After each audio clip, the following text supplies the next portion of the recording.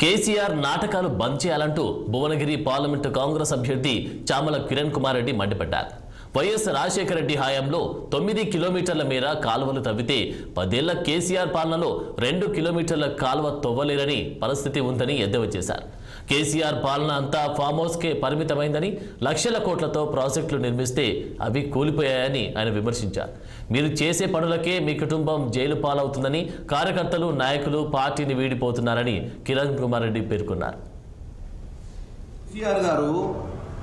ఈరోజు మీరు తుంగతుర్తి నియోజకవర్గంలో వెలుగుపల్లి గ్రామానికి వచ్చి అక్కడ ఉన్నటువంటి పంట పొలాలను సందర్శించాలనుకుంటున్నారు.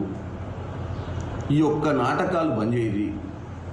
గత 10 ఏళ్ళు మీరు ప్రభుత్వంలో ఉండి రాజశేఖర్ రెడ్డి గారి హయాంలో 9 కిలోమీటర్ల దూరం బయ్యన్న వాగు నుంచి కాలువలు దోమితే ఈరోజు రుద్రమదేవి చెరువు ఏదైతే మీరు పంట పొలాలను సందర్శించాలనుకుంటున్నారో ఆ పంట పొలాల నుంచి 50 మీటర్ల దూరమే ఈ రుద్రమదేవి చెరువు ఉంది. దానికి రాజశేఖర రెడ్డి గారి ప్రభుత్వంలో 9 కిలోమీటర్లు 7 కిలోమీటర్ల కాలువలు తొమ్మి ప్రభుత్వం మారిన తర్వాత మీరు 10 ఏళ్ళ నుండి 2 కిలోమీటర్ల కాలువను మీరు తుమ్మలేని పరిస్థితికి వచ్చిర్రు.